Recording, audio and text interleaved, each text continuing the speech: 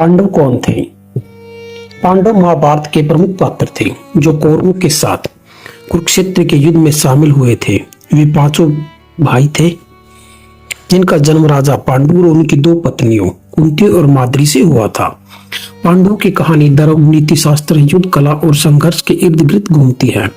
उनके नाम है नंबर 1 युधिष्ठिर। युधिष्ठिर सबसे बड़े पांडव थे और धर्मराज कहलाते थे। वे सत्यवादी, धर्मपरायण और न्यायप्रिय थे। उनकी माता कुंती थी और उन्हें धर्मराज यानी यमराज से वरदान स्वरूप प्राप्त किया था। नंबर 2 भीम। भीम पांडवों में शारीरिक बल के प्रतीक थे। उनकी माता भी कुंती थी और वे वायु देवता से प्राप्त हुए थे। वे अपनी शक्ति और गदा युद्ध कला के लिए प्रसिद्ध थे। नंबर 3 अर्जुन। अर्जुन एक महान धनुर्धर थे।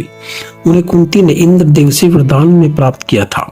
अर्जुन की युद्ध कला और उनकी निपुणता महाभारत में बेहद महत्वपूर्ण थी और भगवान श्री कृष्ण ने उन्हें गीता का उपदेश दिया था।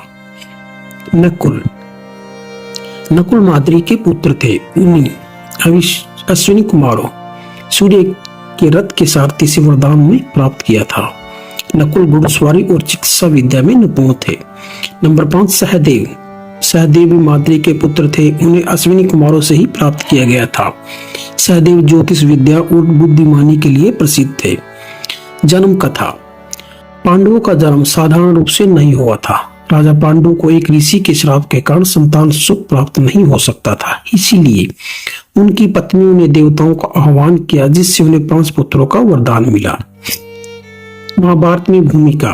पांडवों का महाभारत में प्रमुख स्थान है। उनका कौरवों के साथ संपत्ति और अधिकार को लेकर विवाद हुआ जो अंततः कुरुक्षेत्र के महान युद्ध का कारण बना। युद्ध में पांडवों ने भगवान श्री कृष्ण के मार्गदर्शन में कौरवों पर विजय प्राप्त की। गुण और विशेषताएं। युधिष्ठिर सत्य, न्याय और धर्म के प्रतीक। भीम शारीरिक शक्ति और युद्ध कला के प्रतीक। अर्जुन धनुर्विद्या और भगवान श्री कृष्ण के प्रिय शिष्य। नकुल घुड़सवारी और सुंदरता के प्रतीक। सहदेव बुद्धिमानी और ज्योतिष विद्या के ज्ञाता। महाभारत की कथाओं में पांडवों का जीवन संघर्ष, धर्म और युद्ध के चारों ओर बुना हुआ है। तो जानकारी कैसी लगी दोस्तों? प्लीज मेरे चैनल को लाइक, शेयर और सब्सक्राइब जरूर कीजिए। धन्यवाद। और